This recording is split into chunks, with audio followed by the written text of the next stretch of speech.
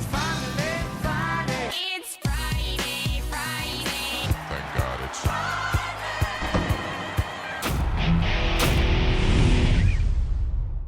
All right, welcome to the Preakness edition of the Friday Show, presented by the Match Series, which resumes June 1st at Penn National. I'm Scott Jagow, along with Chelsea Hackbarth. We're so glad you could join us. We're at Pimlico. We're getting ready for the 144th running of the Preakness, but we can't seem to escape the 145th running of the Kentucky Derby.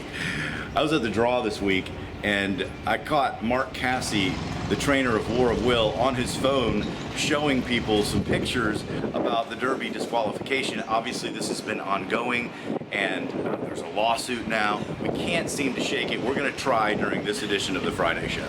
But wait, first, before we do that, you know, we've heard almost everything there is to hear, at least from the United States, but I'm curious, what's the international perspective?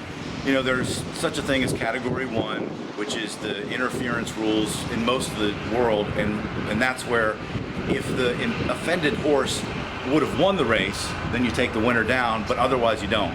Category 2 is, does the offending horse cost the opportunity for a better placing of the impeded horse, and that's why the ruling could be made. But I talked to Nick Luck, the British broadcaster, about this, and here's what he had to say. It's true to say that the Category 1 rules mean that a winner, or a horse that's first past the post, is guaranteed more often to keep the race if they have been guilty of an infraction.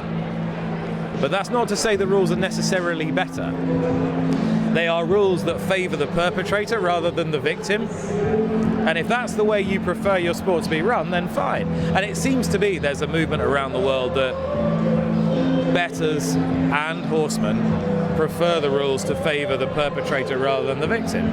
I think in the US and in France up until about 4 years ago, the rules favoured the victim, as in most criminal justice.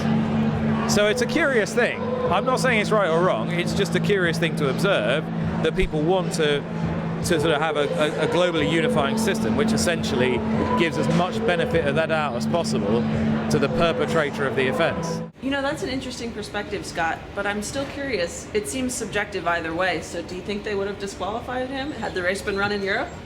I don't know. I don't know, but yes, you could make the argument either way, which is why it's a tough job being a steward. I don't want to be in that booth, that's for sure. Another tough job is being in the announcer's booth, especially during a controversy like that. And actually, I caught up with Larry Colmus, of course, who calls the Triple Crown races on NBC. And here's the story he told about those 22 minutes. And then, of course, I asked him about his pick for the Preakness. Well, to be honest with you, in the actual running of the race, I didn't see it.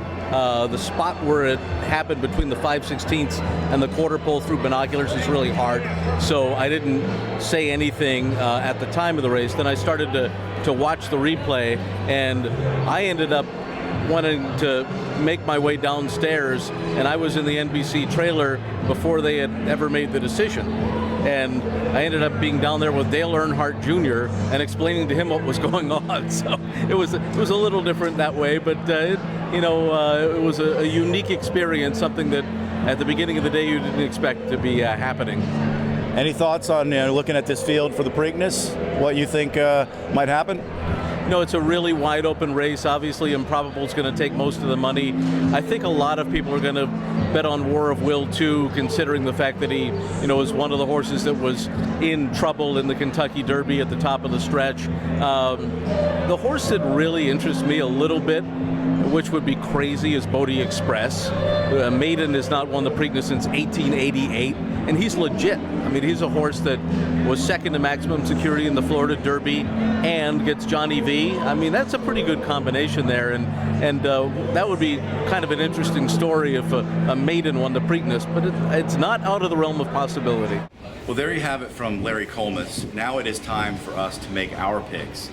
Let's start with the Black-Eyed Susan Stakes. I am going to say the most logical winner of this race is Always Shopping. Trained by Todd Pletcher, he's won this race 3 times. Ridden by Manny Franco, he's having a great year. All the pieces fit. It's hard to argue with always shopping winning this race. You know, Scott, I'm going to argue with you. Okay, great. I actually like Pletcher's other filly, Off Topic. She comes from Off the Pace, and they're just, every time I look at it, this race has a lot of front runners in it. So I'm going to go with somebody coming from off of it. Now, from a betting perspective, I'm probably going to put my money on a long shot, Sweet Diane, trained by Eddie Keneally. He's 32% when he gets a horse new into the barn, and this will be her first start for him. Her best race was with Jose Ortiz. They are reunited, and a daughter of Will Take Charge. The odds are 15 to 1 or higher, man. I'm all in. All right, how about the Preakness? Who are you on? You know, Scott, I just really love War of Will. He has done nothing wrong. He had every chance to win the Derby until he got wiped out. He was loaded for bear the whole way around the course. He looks good on the track here at Pimlico. I can't pick against him. Yeah, but the horse I think it's hard to pick against is Improbable. He, got stuck on the rail in the Derby, and I thought he was going to step forward in that race. But again, at 5-2, I've got to look elsewhere. So actually, I like Bodie Express. What? I'm agreeing with Larry Colmus here because 20 to 1 odds, I just don't understand that. One of the 4 horses coming out of the Derby was wiped out in that race, had been improving up until then, and of course, he was second in the Florida Derby. I think people forget that, to Maximum Security, one of the winners of the Kentucky Derby. And in fact, Gustavo Delgado is the trainer. His son is the assistant trainer, and he's going into this race pretty confident. Especially because, Maximum Security won again in the Derby, and Code of Honor ran third, and we were right in the middle. We were in second, right? So it's giving us a feeling that we belong in this race. If he's not like that, full of energy, jumping around, we just keep the race and regroup and back and break his mating, do one step at a time. But, we have to take the shot. Well, we had the first racing disqualification in Kentucky Derby history, 145 years. Well, a maiden hasn't won the Preakness since 1888, and Bodie Express is still a maiden. The great John Velasquez, who's riding, has never won the Preakness either. So why not, in this crazy year, have a maiden win the Preakness? Absolutely. And another interesting thing about that colt is the way he trains in the morning. He wears what we call a citation bridle, which was made for the great Citation because he was so difficult to gallop in the mornings. And you can see in the videos that the horse is just fighting his rider all the way around the track in the morning. He wants to do his job. He loves every second of it. So maybe he'll... I like horses like that. Speaking of wild and crazy, it's been 20 years since that crazy thing happened on the track where the guy jumps over the rail and tries to punch a horse. Yeah, it was the Maryland Sprint 20 years ago, so 1999, and a fan jumped the infield rail and stood in the middle of the dirt course and just waited for the horses running right at him and tries to punch the horse in the face. Luckily, he missed. No one was injured. Yes, Artax was the horse's name. Yeah, we don't want anything like that to happen this weekend, and the weather forecast looks good, so we're just hoping for a fairly uneventful Preakness after what we've just been through. It'd be a nice change. Yeah.